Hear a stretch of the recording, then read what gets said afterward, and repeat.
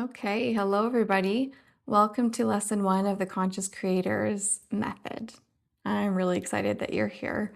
And this is my heart. This is my calling, and I'm so excited to share it all with you because it is literally giving you the blueprint to who we are as beings. And once we know who we are, then we know how to use who we are to be able to create a life full of meaning and joy and connection. And who doesn't want that? So let's begin. Our purpose as beings of light and conscious creators is to fully express our truth. In doing so, we naturally give others permission to do the same and ignite the light within them.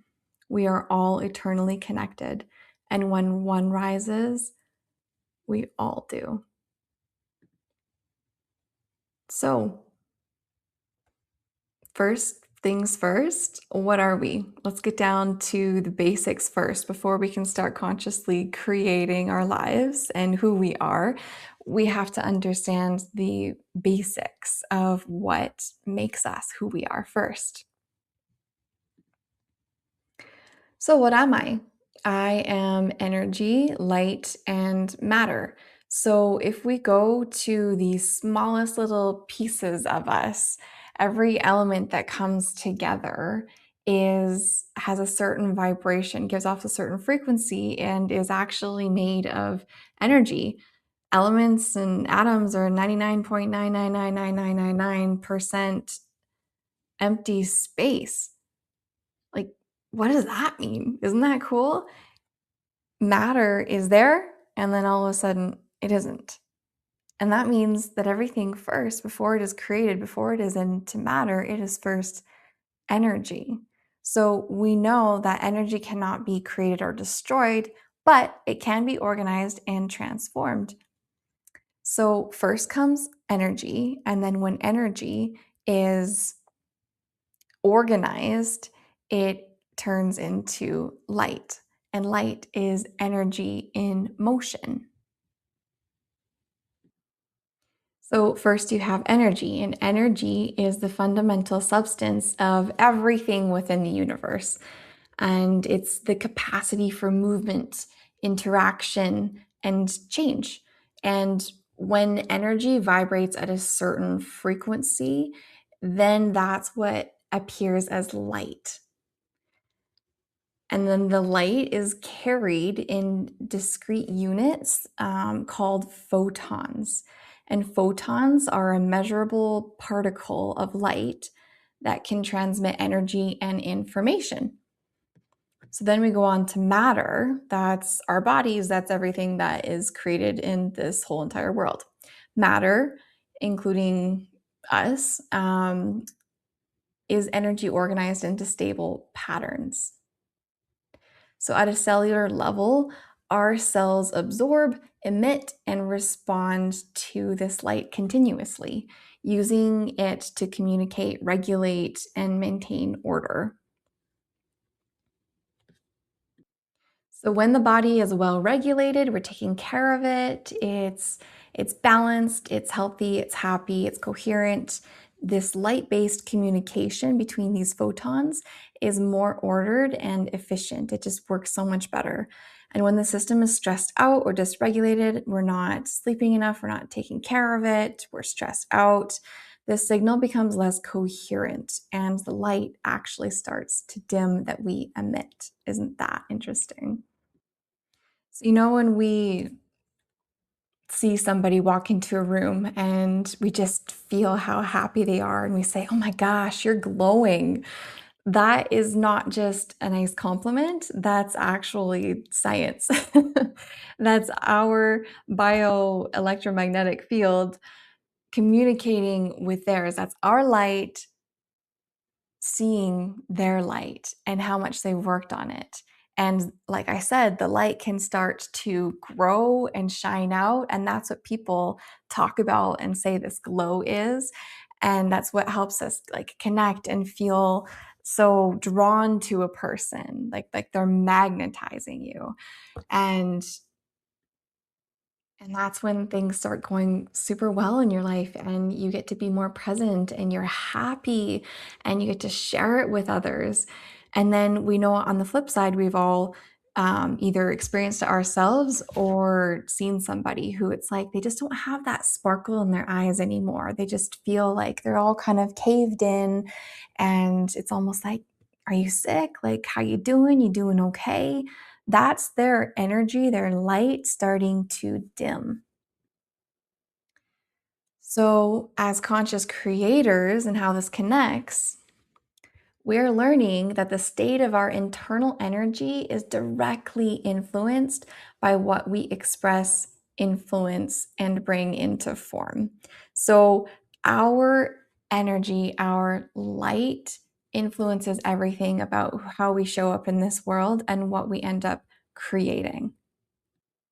Because as we know in the universe, first there is energy and then there is matter. So when people talk about manifesting, it's who you are first. It's the being that you are, the light that you're sharing. And is that at a high frequency? Is that drawing in all the good things to me? Or is it doing the opposite because of who I'm choosing to be? Everything comes from us first. So, what does it really mean to be a conscious creator? To be a conscious creator is to create with life and not against it. We understand that life is always happening for us and not to us, and we choose to see with eyes of a creator, with curiosity, and really look into the full picture of everything and how it can be used for our good and our benefit, our expansion, and our soul growth. Because ultimately, that's why we came here in the first place, is to expand as conscious beings of light. So, first and foremost, you are a creator because you come from the ultimate creator of all. We really don't understand all the power and authority that we have as children of our creator. So, if we come from the creator of all, then what does that make us? And what does that make us capable of? A really great question to ask. Just think about how you're a child of your parents and you come from them. And so you have inherited maybe their eye color, maybe their hair color, different traits, different strengths, different things about your personality. And the same is true about us being children, sons and daughters of the creators of the universe, but on a whole different level. Their divinity, their power, and authority literally runs through our very veins. Their divinity is encoded into our DNA. And who they created us to be is also encoded within our DNA. That makes our body, this vessel, our best friend because it literally holds the keys to who we truly are. Our gifts, our talents, our strengths, and our purpose, what brings us joy and meaning in this world, and how to ultimately be the best possible version that we can so that we can live a fulfilling life. When we learn the language of the body and learn how to communicate with it and start to decode all of these divine messages within, then that's when we can truly become aligned with who we are, with our creators, why we're here, and be able to really shine that light and be this beautiful vessel and conduit for all of divinity, all of heaven, all of creation to flow through us. So, with all this being said, it is very important to note that just because you are a creator does not mean that you are a conscious one. So we are all creators of everything that is happening within our lives. And what we feel and who we are gets put out there into the universe and then it comes back to us. And if you are constantly thinking about all the things that are going wrong in your life and you're stuck in victim mode and woe is me and my life is so hard and this sucks, don't get me wrong, we all go through it. But I'm here to help remind you of the power that you hold to change it by changing you first. Which leads me to my next second important point before we move slides here is that being a conscious creator means that you get to be the creator of you. That doesn't mean that you get to control absolutely every single thing that happens in your life. We all go through hardships and experiences that rock us, yes, but that's also the resistance that we need in order to grow. It's just like when you're trying to build a muscle, you have to tear it a little bit in order for it to build back stronger. Being a conscious creator is taking your life and who you are by the reins and knowing that whatever it is that you go through, you have the power to transform and transcend from it, which only increases your light and your alignment. And with the more that you shine your light and the more that you are aligned, the amazing thing is that your life starts to put itself in place according to who you're being. Like attracts like. As within, so without. That means that our eternal state, that means that the external state, is a reflection of the internal one. So ask yourself the question, what am I emitting? Who am I being? And who do I want to be? And know that it is always a choice. Because as a child of your creator, you have been blessed with agency. And that is never something that can be taken away from you, nor would your creators ever want to, because your ability to choose is in direct correlation with who you can become.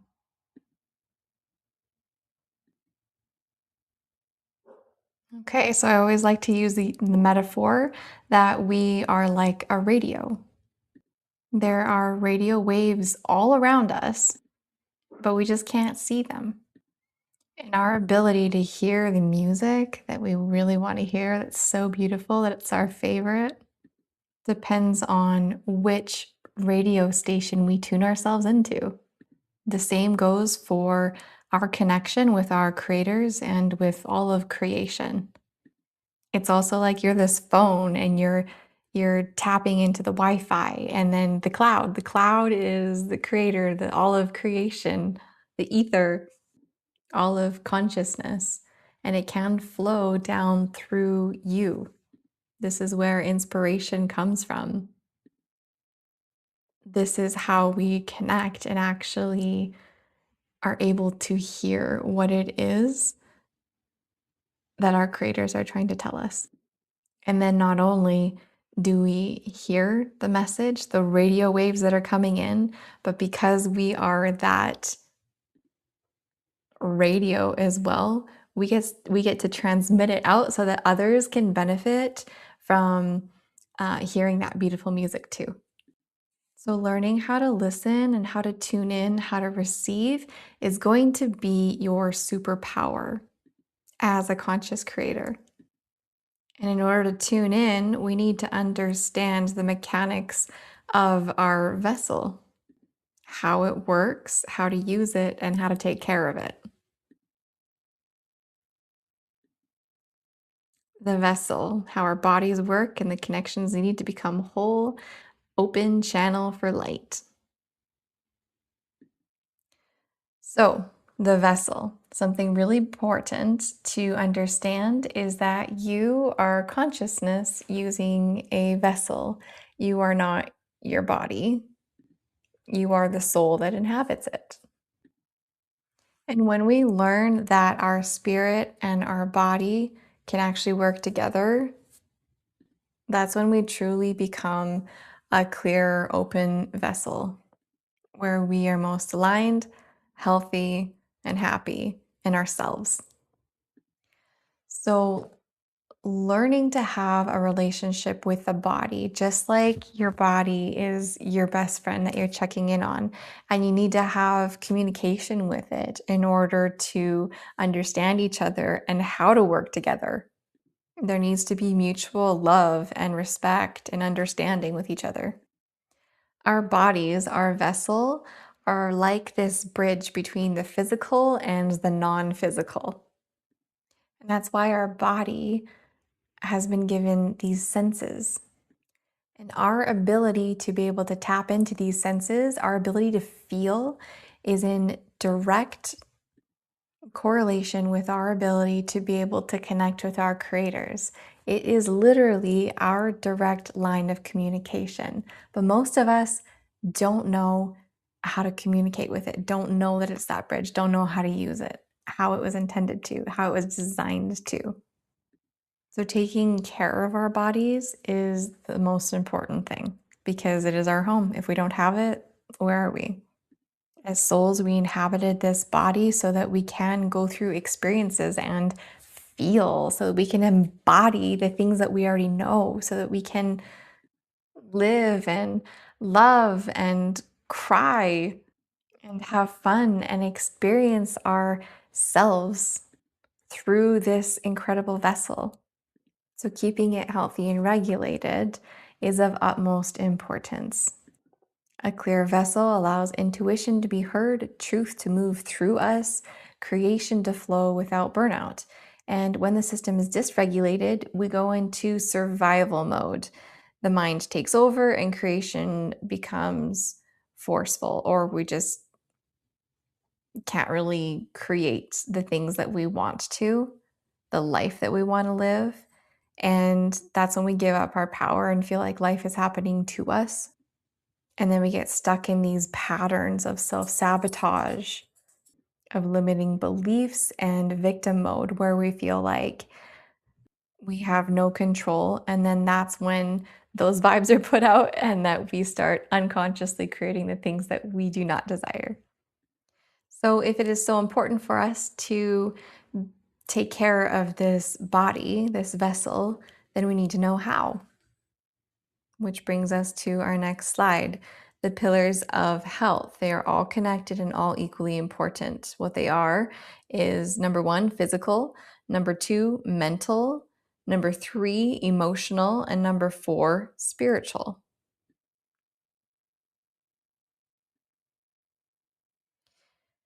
So each pillar of health works together. And if we are only addressing one, then we are missing out on all the others and we cannot be truly whole, healthy, and aligned without addressing all four. We are multidimensional beings, and the four pillars of health exist as a foundation to keep the vessel open, grounded, and aligned so that creation moves from source to body to expression without distortion. Okay, so number one, the physical body, the physical pillar. We've all been given this beautiful human to take care of that was specifically designed and created for us. Not all of us, but me. My body is for me. Your body is specifically designed for you. It knows you and it loves you. It was designed, remember those codes that we were talking about? It was designed with the creator's code and with who you were created to be.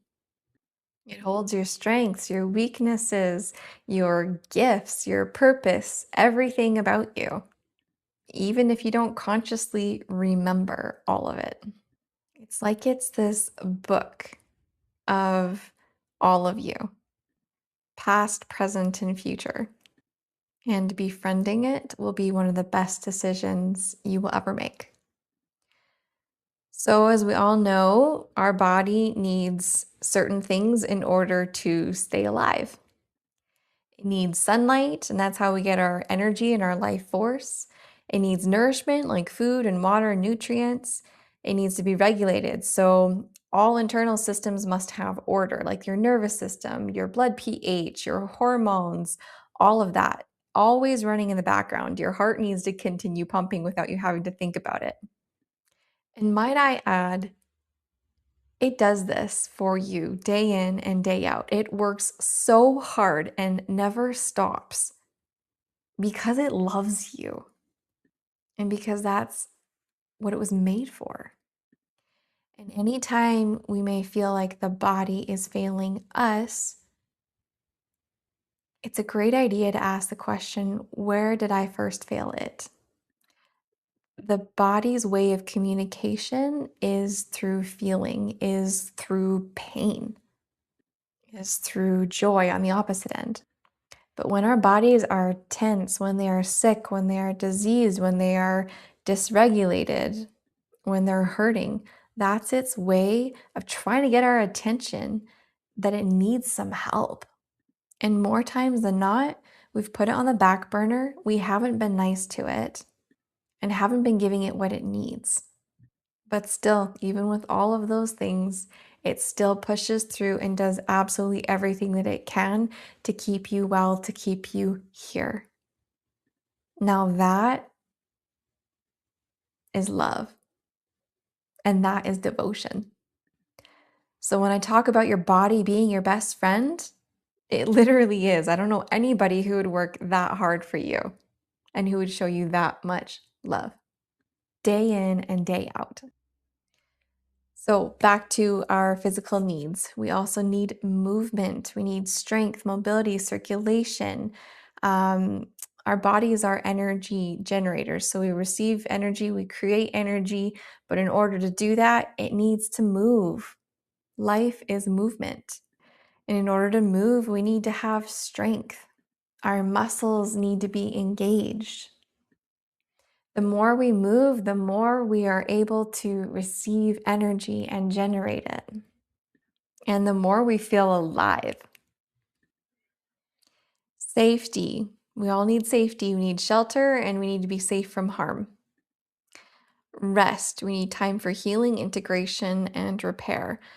This can be many things, but it also includes sleep. And lastly, we need an output. We need relief, release, like sweat, tears, our muscles to feel relief. We need to exhale the carbon dioxide, and we need to go to the bathroom. These are all the basic elements of survival for the human body. So, what a balanced body does is it feels safe enough to stay present.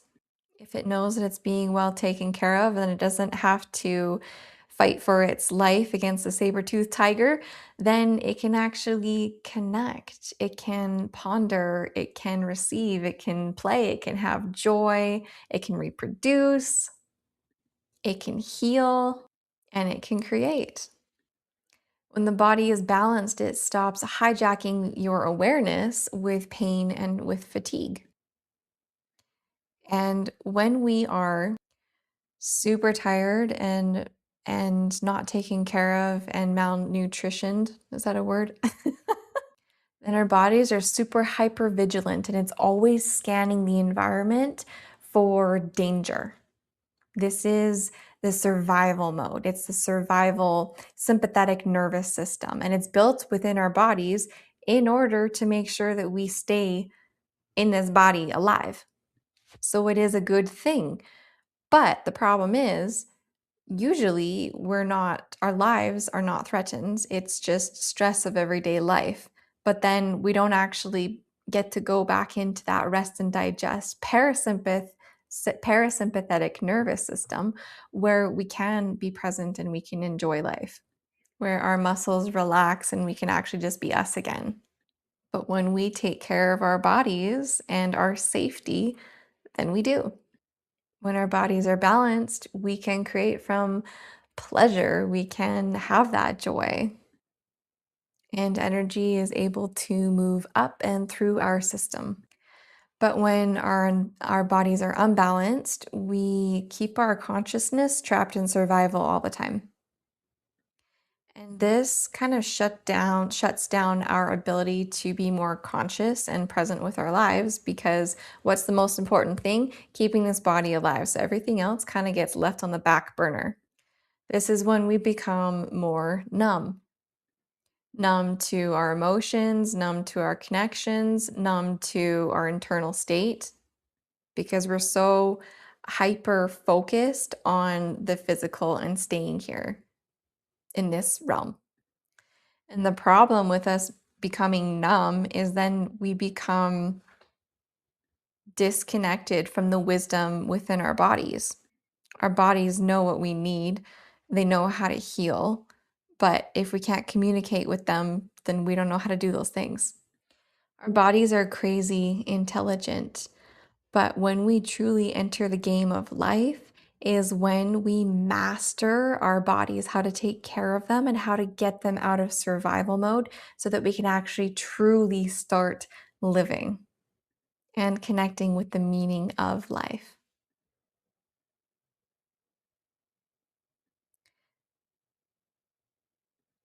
So now that we've gone through the first pillar, being the physical one, we're going to do some check-in questions. So feel free to pause the video and you can go through these. You can either just ask yourself these questions, or it would be really great to get your journal out too and go through them. So pause, take a screenshot, whatever you got to do. Okay, our second pillar, mental pillar. This is where we have our perception of life and our discernment. And something really important to understand is that we are not our thoughts, that internal dialogue that's constantly running. That's not you. You are the conscious observer of them. And the mind is not meant to be silent, it is meant to be aligned. So the mind is a very powerful, very intelligent, and useful tool when we are using it, but not when it is using us. So many of us have way too much energy up here in the mind going. It's like static. It's like constantly spinning in circles. And that's why we can't sleep at night. That's why we're anxious. That's why we have a hard time speaking and expressing our truth. But the mind, like the body, was designed to keep us safe. And so what the mind does is it's kind of like the operator of the body, and it's constantly scanning to make sure that the environment is safe and constantly thinking of every possible thing that could go wrong just in case so that we can be ready. But that takes a lot of energy and is exhausting, and most of it isn't even true. The brain replays things that happened in our past, and then it goes to the future too of what could happen. And when it's designed to keep us safe, it's constantly analyzing all the things that have gone wrong or could go wrong. And this is why it is very, very easy if the brain is using it instead of if the brain is using you instead of you using it, that you can get stuck in these mind loops of overthinking, overanalyzing, anxiety, self-judgment, feeling a lot of fear, or just getting trapped in being so logical all the time that it's really hard to drop into the heart and actually open it up and connect with others and yourself and the divine. And when that happens, you actually lose a lot of meaning in life because you're in the thinking body instead of the feeling body where we actually truly experience things. I gotta stop touching my microphone. So when the mind is balanced, we have conscious thought patterns. We can hear discernment over all the noise and constant chatter within our heads. We can release beliefs that aren't true or aligned anymore with us. We understand that the mind is a powerful ally, friend, and helper, not the ruler over us. And when we learn how to use the mind and the heart together, that's when you really have a powerhouse that brings both vision and clarity and logic in with heart and meaning and soul. So, nourishment, if you feel like your mental body is unbalanced or if you just want to continue pouring into it, movement in the body really helps to calm the mind and helps get it out of the stuck loops of negativity. And something really cool that I've really noticed, especially lately, is if our space, like our home, is really cluttered, that just like your brain has to process everything in its environment. And when there's so many things around, it really takes a lot of energy and can exhaust the brain. So decluttering everything and having a nice clear space helps the mind to be clear too. And then obviously rest. Rest can be intentional periods of time where you're not constantly inputting into your mind, where you get to just be when you're not constantly thinking and when you get to be present. Rest can also be sleep. That's when we repair. Because I know we've all had the time when we are running super low on sleep, and then it's like, you can't think. Your words don't come, you start forgetting things, and life starts falling apart. Oh, and something I did want to mention. So, on the unbalanced list over here on the bottom, it says addiction to constant stimulation and dopamine hits. So, that could be something like scrolling or other vices, different things like that. But it could obviously be that it's, not good content that we are inputting into us, but and that's not going to be helpful. But it even can be good stuff like learning, like courses, like all that kind of stuff. But if we're constantly inputting and not doing anything with it, we're not embodying it, we're not living it, and we're not creating from that knowledge that we embodied, then that just creates more chaos and static within our minds. And we have all this built up energy that wants to create, but it's stuck in here. As creators, we are made to create. So that's why we need to receive, process, embody, and then create. And that's that release of energy so that our minds can finally rest and be present and be joyful. So here are the check-in questions that you can journal and can pause the video as you need to and go through them on your own time. So the emotional pillar, number 3, feelings and flow. Our emotions literally determine the quality of our life. That's why we do anything, is because we want to feel a certain thing or we're trying to avoid a certain thing. So emotions are literally energy in motion. And they're meant to come through us like a wave, be experienced, and then be let go of. But the problem is when we don't allow ourselves to fully feel the emotion, then it can get trapped inside the body. But most of us weren't even taught how to do this. When emotions get stored within the body, that's when physical things start to manifest, like tension. A lot of us carry the weight of the world on our shoulders and so much stress. And then our shoulders are up and we're so tense and like, oh, my neck hurts all the time. Well, that's because your body's trying to tell you that you're stressed all the time and you don't have an outlet. Emotions, because they're energy, they are very, very powerful to bring things into our lives. And like I said before, like attracts like. So, depending on what we're feeling, that can totally change our entire lives and the experiences that we have, the opportunities that come in, our perceptions on life, our meaning that we put to everything as well. So, a really important thing to understand is just like our thoughts, we are not our thoughts. We are not our emotions either. Emotions are messengers that help us unlock what is deep down inside of us. And sometimes this is stories and emotions and experiences that are our own. And sometimes they're from others. Sometimes, even if we're just in the same room as somebody, we can pick up on other people's emotions. And sometimes they can even be passed down through generations in the family bloodline. And the same emotional cycles that your great, great, great, great, great grandfather went through when he was going through his life and experiencing everything that he did can be passed down to you.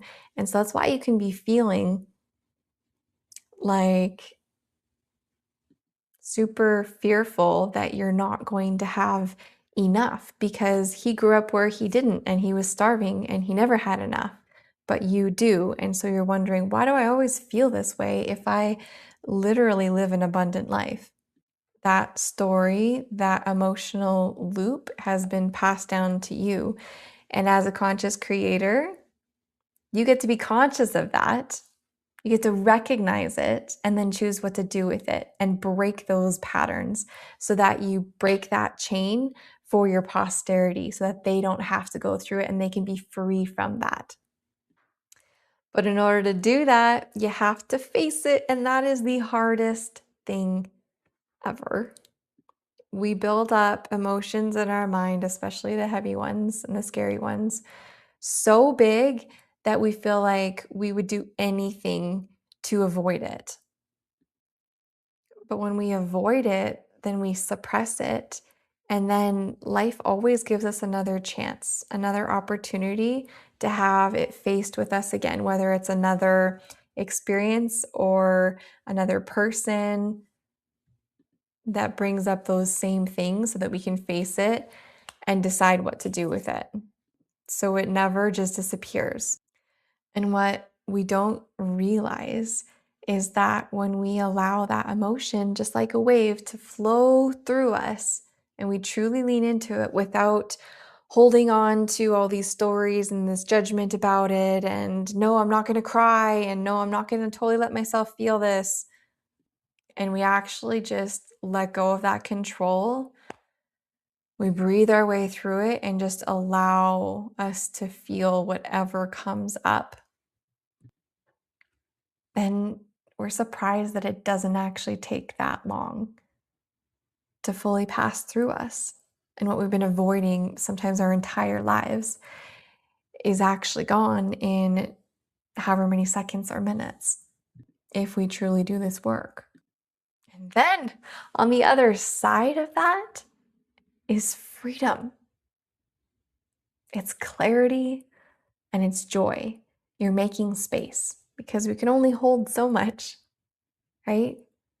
So if you're holding on to all this heaviness, this darkness, this pain, these stories,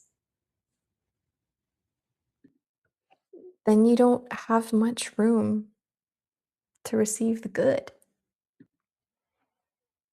When we allow ourselves to feel, we allow our hearts to be open. And that's when we can truly connect and receive.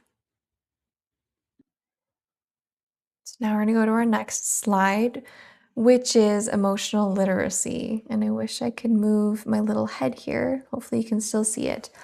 So check out this table. It's really cool because emotions are, like I said, literally messengers. And a lot of time we want to exile these different parts of us, like the fear part of us, the anger part, the frustration, because we're like, we judge it. We think, oh man, I really shouldn't be feeling this. Or, you know, anger can really hurt people. And I've experienced that growing up. And so I'm never going to be angry.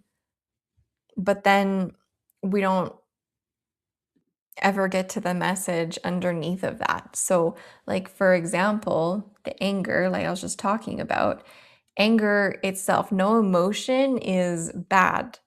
They're all just information. So anger usually points to a boundary that has been crossed, a protective life force defending something sacred. And an antidote. So once you address the emotion and what it's trying to tell you, it's always just trying to protect you, then you can know what to do about it and how to understand it and learn from it.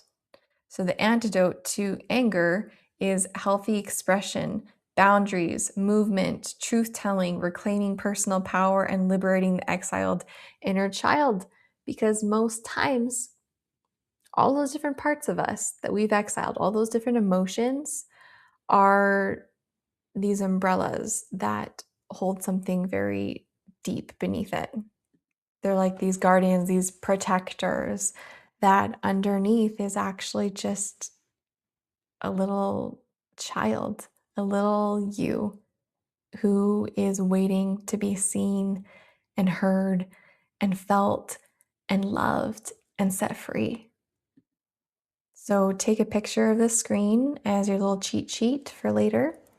And then we're going to go to the next slide here, which is understanding emotions and what's beneath them. No emotion should ever be exiled. Just like I was talking about, there's always a deeper meaning to it, and usually it's a little version of ourselves. When we listen to these emotions and we truly lean into them and want to understand them, then they become guidance for us. But when they're ignored, it becomes suffering and they end up controlling our life for the worse. So, as a conscious creator, get curious. Curiosity is your superpower. Why am I feeling this? Why is this coming up? Can I sit with it without judging it? What's it trying to tell me? What areas in my life am I neglecting? What areas in my life am I not being truthful?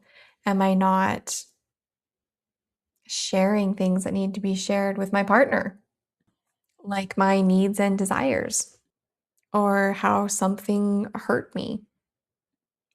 All of this brings us opportunity to get closer, one, with ourselves, and two, with all the relationships around us. A conscious relationship is truly one worth having. That's when we're not going through the motions. That's when we truly choose to be with each other and we can totally see each other because we can see ourselves first. This is when we can receive love externally because we've received it for ourselves first and been able to connect with and love and hold and cherish that little person within us that's just been knocking at the door, waiting for us to open.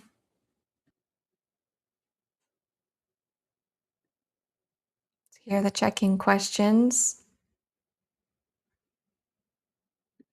Take some time to ponder, to journal about them. And when you're ready, we can move to the next slide. The next one is number 4, the spiritual pillar. So this is our soul that inhabits the vessel. This is our consciousness, the energy that is organized into matter. And just like how we need to feed our physical bodies, we also need to feed our souls. Otherwise, we don't want to be here anymore. We could have absolutely everything to keep us safe and to have a good life physically. But if there's no emotion in it, if there's no meaning, if there's no connection, then that's when we don't want to be here.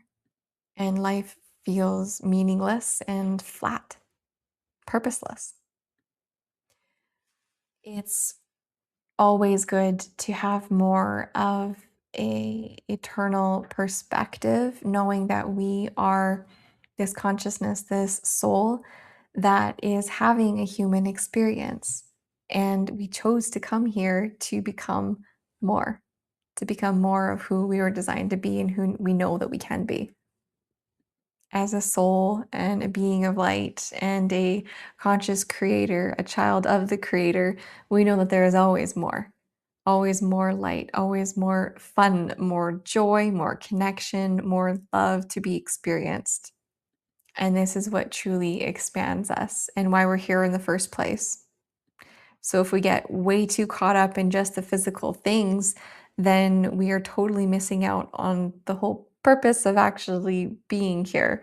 But in order to have this embodied experience as the consciousness that you are, you need both. You can't have one without the other. You need a body in order to experience all these things. But if there's no meaning in it, then what's the point? So when the spirit is balanced, that's when our intuition can become a lot more clear and we start to remember who we truly are and why we came here in the first place. What our gifts are, what our purpose is, and how we truly want to experience this life and how we want to give back and share it with all the rest of our brothers and sisters here. When our soul is nourished, then it's like we truly come alive again and we're able to have this overflowing nourishment of light and creation and love and connection with the divine, with our creator, with love itself. When the soul is nourished, we start to feel more flow in our lives and don't have to push and grind so hard to force everything to happen. We see synchronicities in our lives and how everything is placed in our lives that we need at the right time. When it's unbalanced, the body carries the weight physically. The mind tries to control everything. Emotions become dysregulated and stuffed and trapped in the body. Creation isn't conscious or joyful. So, how we take care of it, our souls, and how we nourish them and add to their light and pour into them is through stillness, honestly. Stillness is when the soul comes alive. It's when we can get out of that fight or flight mode and into creation, which is truly what our souls are created to do. When we have this stillness, that's when we can truly connect with ourselves, with our souls, with our bodies, the bridge, and our whole heavenly family. Nourishment is anything that helps realign us with who we truly are. That can be done by stillness, like I said, connecting with nature through breathing, through prayer, through meditation, and through just being present. It can be nourished through reading good books, being exposed to things that are uplifting, connecting with the ones that you love.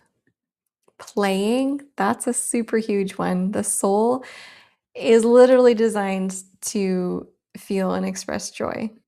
Well, with the body's help, we can feel and then express joy.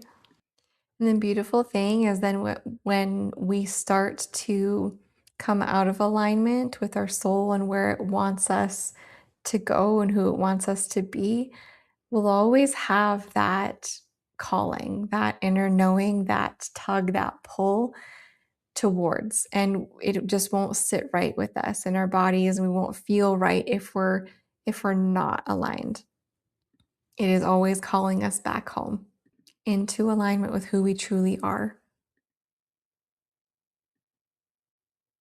So here are some questions to ponder and journal. Pause it, and then when you're ready, we can go on to the next section. So this section, we're going to dive into chakras, otherwise known as the energy centers. And this is really where the physical and the non-physical come together.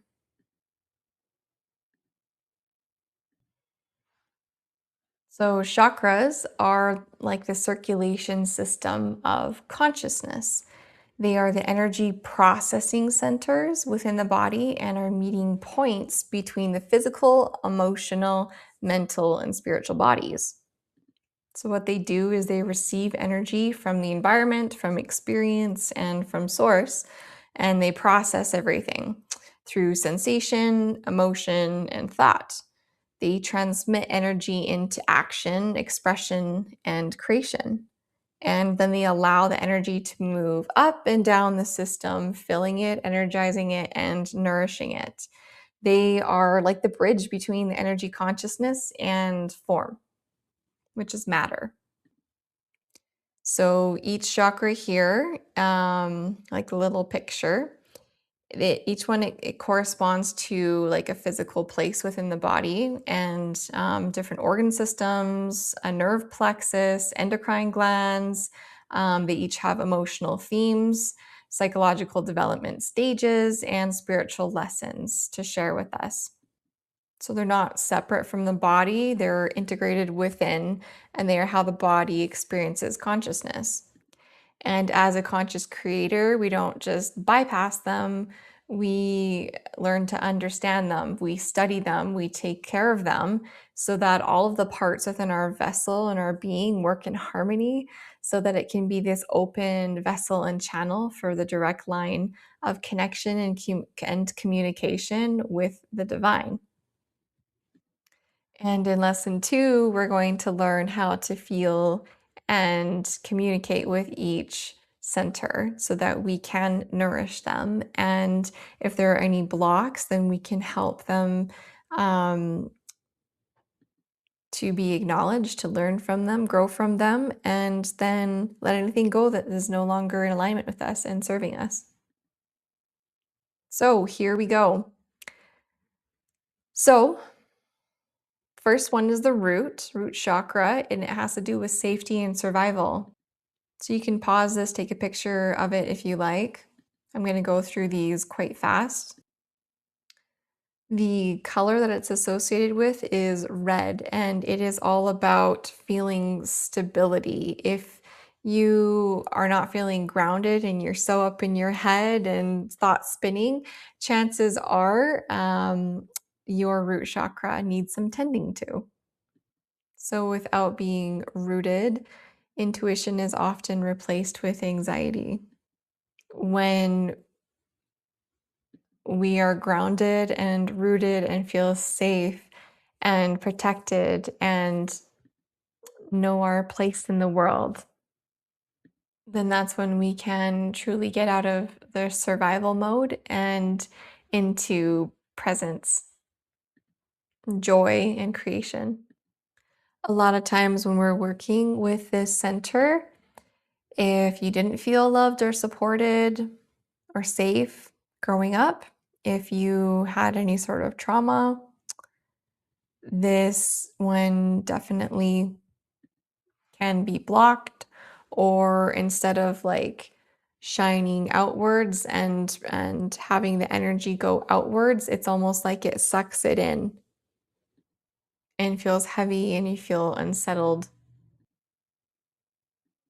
So the next one, this is right about your belly button. It includes your womb, your lower abdomen, your hip kind of area. And the core theme is emotion, pleasure, creativity, and flow. This allows life force to move through feeling. When the sacral is balanced, we feel emotionally fluid, we are connected with our senses, and we have a lot of creativity flowing through us. When it is imbalanced, we feel numb, guilt, addiction, shame, cramping in this area. A lot of women, especially, can have trauma in this area if they were ever taken advantage of, or if they just haven't allowed themselves to truly connect with their pleasure and their creative force.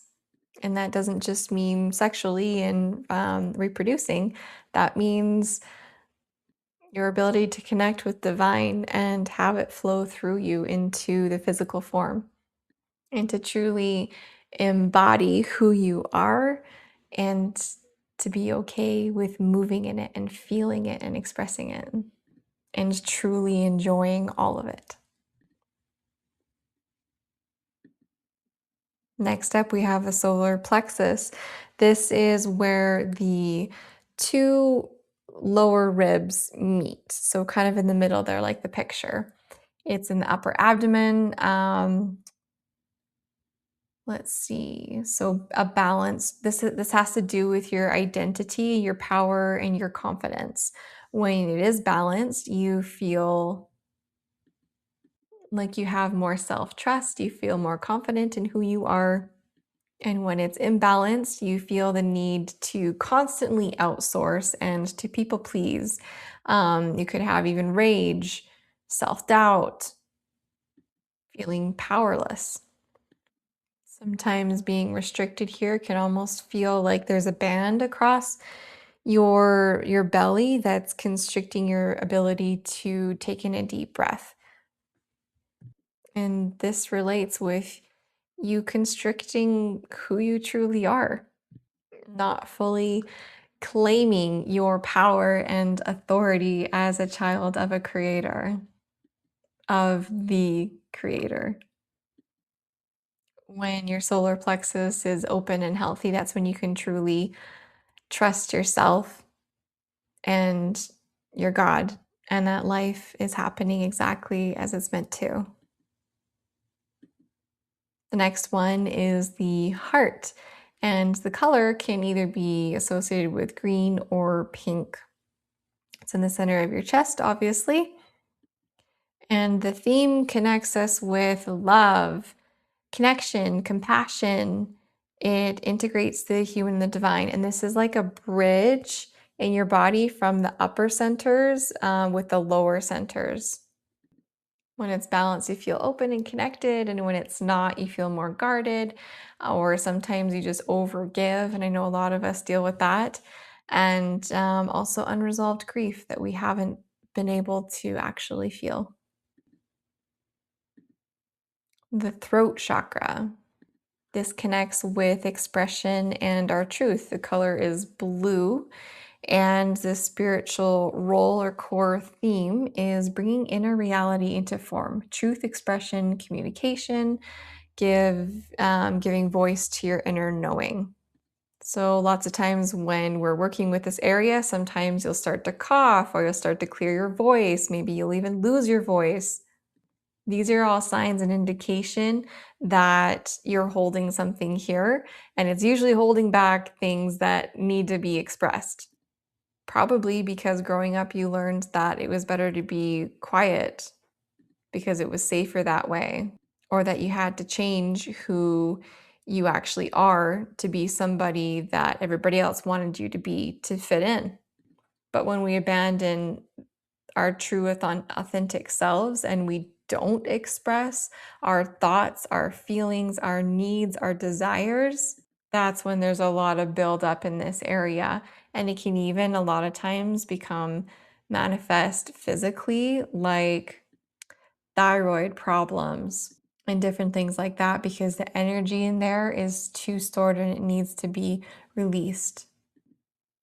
It also has to do with living out of alignment with who we truly are. So if we're doing things, showing up in the world, have a certain personality, a certain role, a certain career, or a partner that we're just not aligned with, or even if we are with the right partner, but we're just not allowing ourselves to be truthful with them and expressing what we need to, then this part of us is going to feel trapped and we're not fully going to be able to move forward in who we were created to be and the life we want to live if we don't address it and choose courage, because I don't think it ever, is just all of a sudden easy and you feel ready to express and to totally be yourself, because that's freaking scary. At least that's what we tell ourselves it is, because we are designed to be safe, remember, and to keep us here. And if, like back in the olden days, if our tribe didn't like us, then we would be outcast, and that would mean death. But that's usually not the case nowadays. Maybe that was when you were a child, and when you're a child, you're so dependent on your parents, and so you do anything to mold yourself into something that they will love and take care of. But now that you're an adult, you get to heal that part of yourself. You get to give that child within you a voice. You get to truly see them and hear them for all that they are and all that they need to express, so that that part of you can heal. And when you do, again, that's when you can truly become free. And when you are able to truly be who you are, when you are the authentic version of you, then it's not going to feel so lonely either, because it's like you're waving your flag of, okay, this is who I am. Then other people who are like you will be able to know where you are and find you. And then that is when life gets so fun, because you find your tribe. And then you wonder why you were holding yourself back this entire time. Because not only is it fun to be with other like-minded, like-hearted people, but when you actually get to be yourself, oh, so much joy is experienced. Okay, on to the next. The third eye is in between the eyebrows. Its color is dark blue or indigo. It has to do with your perception and insight. So, seeing the unseen, your clarity, your vision, your ability to connect with other realms. It has to do with your discernment beyond fear, insight, perception, intuition. It sees beyond all illusions to truth as it is.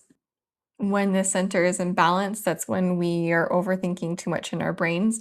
And that's when we feel confused and not truly able to be where our feet are and grounded in this earthly experience.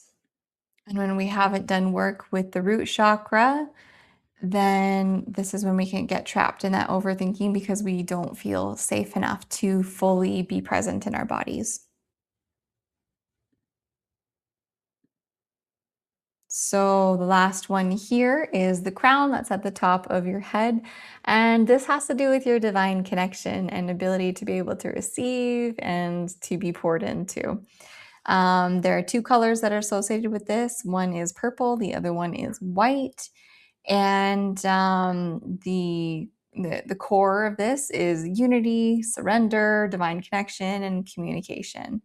This is when we open up this center, that's when all the other ones can be fed as well.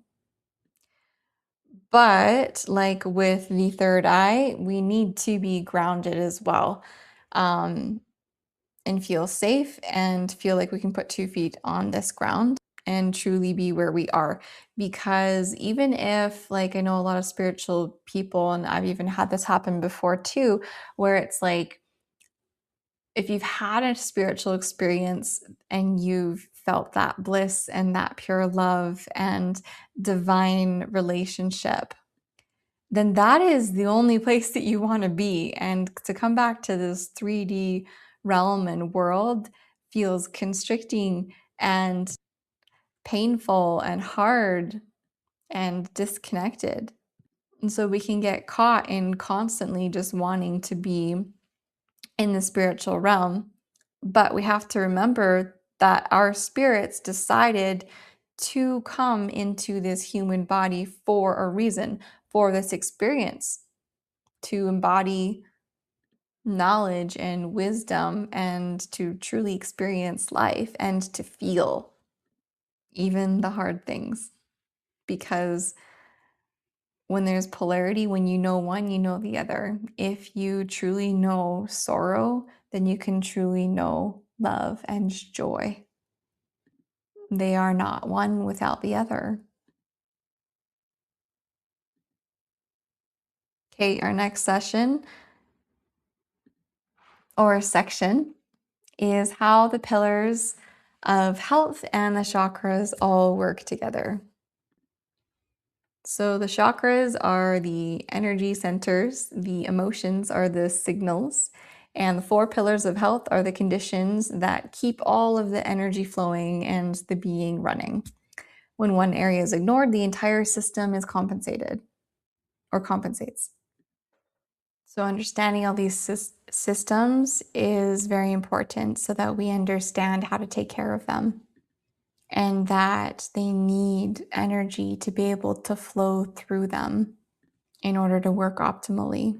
When they are taken care of, everything becomes lighter. It feels like there's more flow in your life. And we become this clear channel for God to move through us.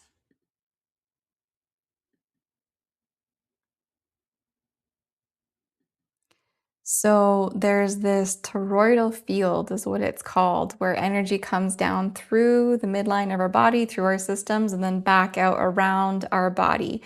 And that's what people can call like your aura, your energy fields, different things like that.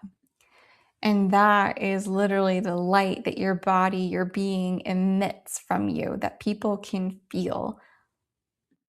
So this is the key to all of creation and to who we are as creators and how it happens is through the crown, I receive inspiration, wisdom, divine downloads. And then you receive that knowledge, but then you need to experience it. So it drops down into the heart. And that's when you truly feel it. And that's when you experience it. And then once you experience it, then you can embody it. And that goes from the heart then down to the belly, into the core of who you are. Once you've embodied it, you become it, then that's when it goes from just inspiration and knowledge to who you are in your everyday life, in your every breath. So, as conscious creators, we don't try and escape the body, but we fully embrace it and fully enter it. And that's how we truly become. And this is when we truly are whole and healthy and joyful. So, that brings me to the next slide where blocks. There are certain blocks that make it so that the energy can't flow through us. And when energy stops flowing through, just think about the blood. As soon as the blood can't get to a certain area of the body, what happens to that part of the body? It dies. This energy is literally our life force, what keeps us alive. And there are a lot of different things that can block this energy from flowing. And sometimes they can kind of be sneaky and things that we haven't even thought of before. So just to go through anything that blocks us, blocks also our direct communication and connection with the divine as well. And so these are things like overstimulation and busyness, even if they're good things, filling your entire schedule with so many good things where it's like you just keep going from one thing to the next. You don't have any time to be still. And I know that we all have experienced this, myself included. And it's not necessarily that the things that you're doing are bad, but it's just what's the most important thing. And your time with God, with your creator, is one of like the most important things that you can do. And that sets everything else in your life to being more peaceful and harmonious. And that's when stress and anxiety and depression melt away and you are filled with meaning and with love and with presence. So another block is stress, exhaustion, and overwhelm, usually from overstimulation and busyness. Another one is traumas, numbing, scrolling TV, Netflix, binging on junk foods, substances, physical stagnation, even like when we're just sitting and we feel like, ugh. You need to get the body moving so that the energy starts moving and your mind is more clear and the energy is able to flow through you more. Things that restore this flow is nourishment and movement, like I just said, stillness, prayer, meditation, nature, play, so that you can feel joy, sunlight, love, community, and purpose. So when you're doing something, ask yourself, am I trying to escape, or is this helping me become more aligned? Because a lot of us, when we are overstimulated and busy and stressed and exhausted, we just want to lay on the couch and scroll on our phones. And then an hour later, we're like, oh my gosh, what have I done this whole time? And we may think that that's resting or watching a TV show or something like that. We may see that as like, that's just my time to unwind and to rest. But most times it's just a distraction, and it doesn't actually refuel us and pour into us. And again, like we discussed in the beginning, is we are creators, and that means we're meant to create. And so when we are constantly having too much input of the wrong source, of consuming too much and not enough creation or stillness or just being, that's when our souls and our bodies get really tired and sad and feel like a lack of meaning and purpose. And a lot of times that's how we run from our feelings, because our feelings, remember, are messengers for us. But we're not actually going to tune in to the feelings and do the work if we can't hear it, we can't feel it. It's knocking at the door, but we're too busy watching Netflix.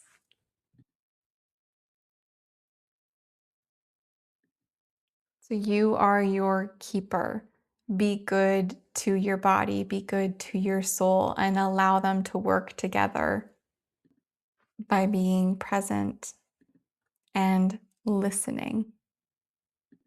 Listening is another one of your superpowers, and it only gets easier and stronger and more natural the more that you do it. So, hopefully, you have a better understanding of who you are.